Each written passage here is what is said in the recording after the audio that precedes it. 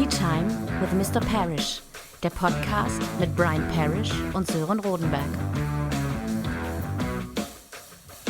Hallo liebe Zuhörerschaft und willkommen bei unserer 5. Folge mit dem Thema und mit dem Song God's Children. A topic, Brian, that I can relate to very, very quickly, and furthermore, a lot of thoughts come into my mind when I hear the title of God's Children. Yeah, Kinder von Gott. Yeah. Well, of course, in the end, we're all God's children. We have different ideas of who or what God is, and there's so much. John Lennon knew that. That he was saying, "Imagine no religion," because it was one of the things that divide us. Yeah. Yeah, but we're all children of God. So, what would be His will for us? Yeah. And that's the theme of the song. Yeah, and the thing that really doesn't divide us are your jokes. So let's hear one. Joking with Mr. Parrish. Okay, this is a kind of a God story. This is we're in Italy, where of course predominantly people are Catholic. Yeah. And there's a little boy who wants a racing bike. He talks to his mum. He says, "Hey, Mama, can I have a racing bike?" She said, "You think I'm made of money?" She said, "No, you have to pray to baby Jesus for a racing bike. Maybe he'd give you." He said, "What?" She said, "We promise him you're going to be good, and maybe baby Jesus will give you one, for Christmas." So he goes into his bedroom, and of course there's a Madonna, Mary statue in front of him. He kneels down. And he says, "Dear sweet to baby Jesus," he says, "if I promise to be good for 1 month, can I have a racing bike?"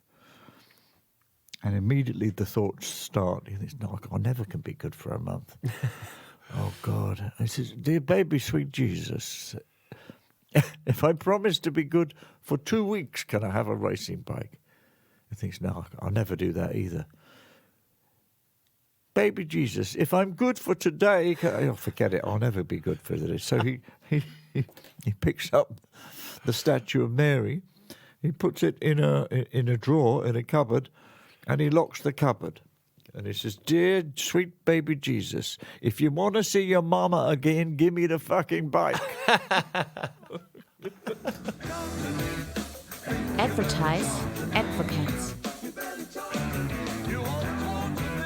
Am Samstag, den 17. Juni, präsentiert Brian Parrish mit seiner Band exklusiv das neue Shadowman-Album, und zwar in unserer heiligen Music Hall in Worpswede. Und ihr könnt dafür Tickets erwerben auf musichall-worpswede.eu. Looking forward to that, Brian. Oh. Well, people are saying the nicest things about the album. We'll see if everybody come to the concert, and then you'll find out for yourself. Storyteller, Mr. Parrish. A couple of years ago, Brian, I read a story on your website concerning a very, very big band, and they were acting like they were God's children somehow, or what? Can you tell us about it? Well, you mean Zeppelin, Led Zeppelin? Yeah. Well, yeah. Really, this is not a story with a funny punchline. It's just, Led Zeppelin and me and Paul Gervitz, we were all in America together. We met in New York, and Zeppelin used to have their own private jet. They were the biggest band in the world. They used to base themselves in New York. They would fly off to Texas or wherever it was, do a show, and then fly back. And I think the story you're referring to is when we all went to see Elvis Presley. Yeah. Which was great, because Colonel Tom Parker was one of the meanest people in the world, as most people know. I don't think he did Elvis any favours. The way he managed him, Elvis didn't travel the world, for example, made a lot of bad films, and, we won't go there.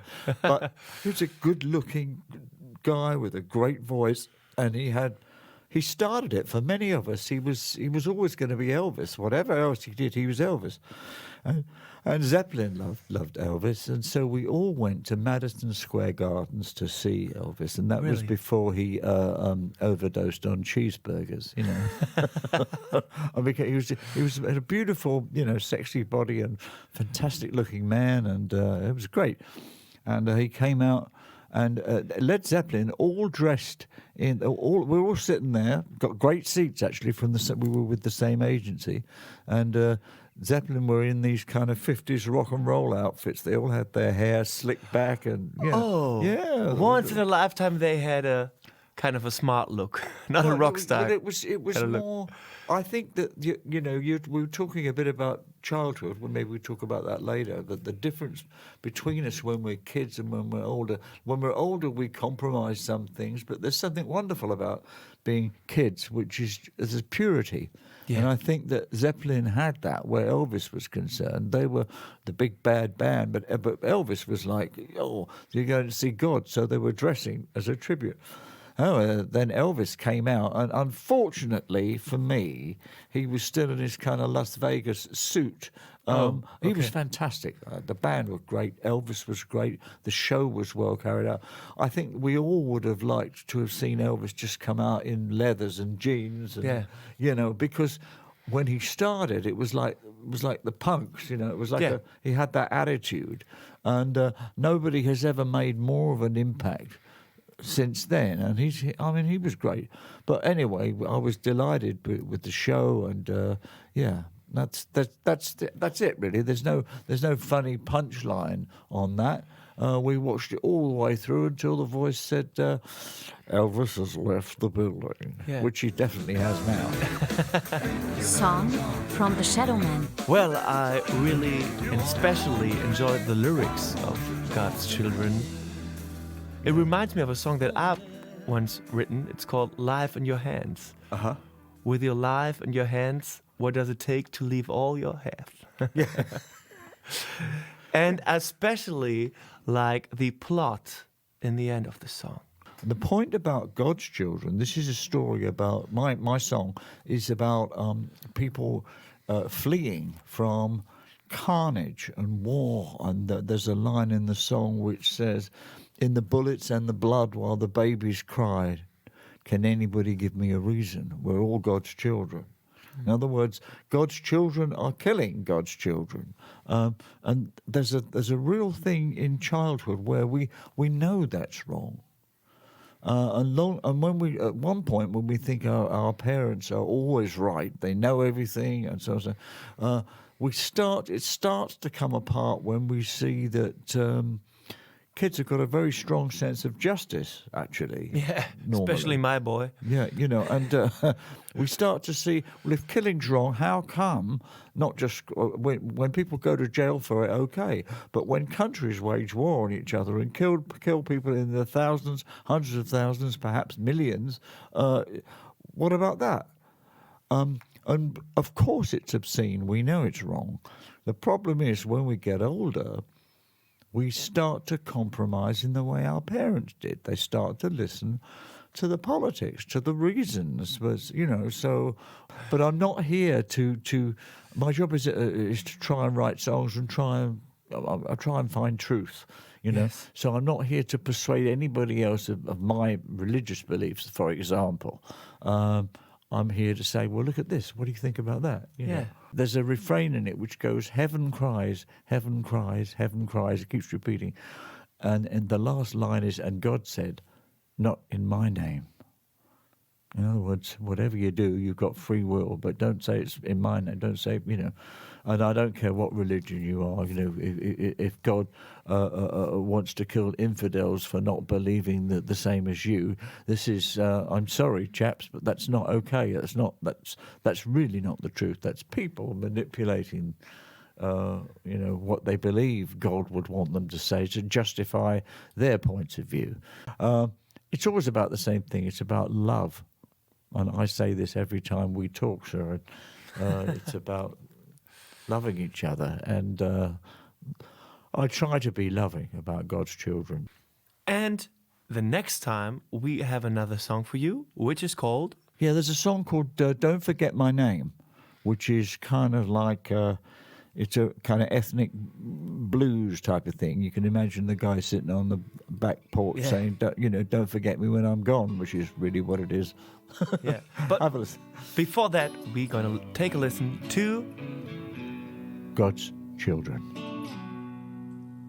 We walked through the desert so many miles across. God's children, till we came to a place they call the Valley of the Lost. God's children. Some fell in the dust as the sun beat down. We walked on, though our numbers were thinning. Said a prayer for the just on that accursed ground, in memory of those brave men and women.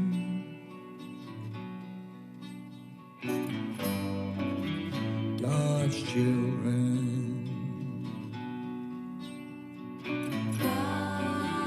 God's children.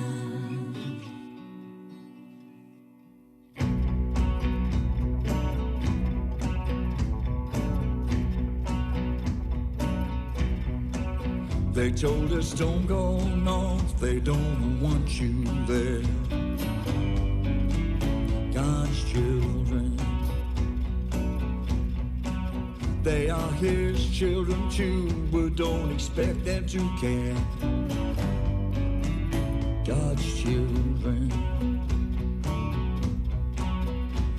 And what of those who drove us from our land, bringing death in the name of freedom, in the bullets and the blood, while the babies cry? Can anybody give me a reason?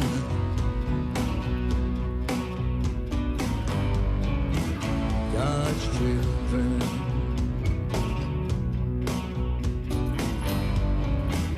God's children.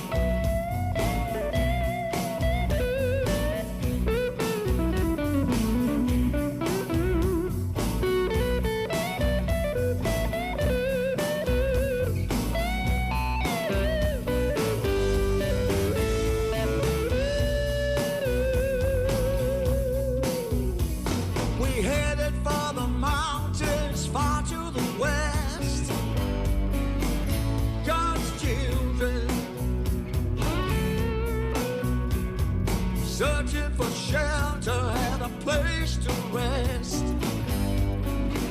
God's children. Our future uncertain, we walked in faith, believing that God would provide. How is it man can cause so much pain in God's name? How many have died?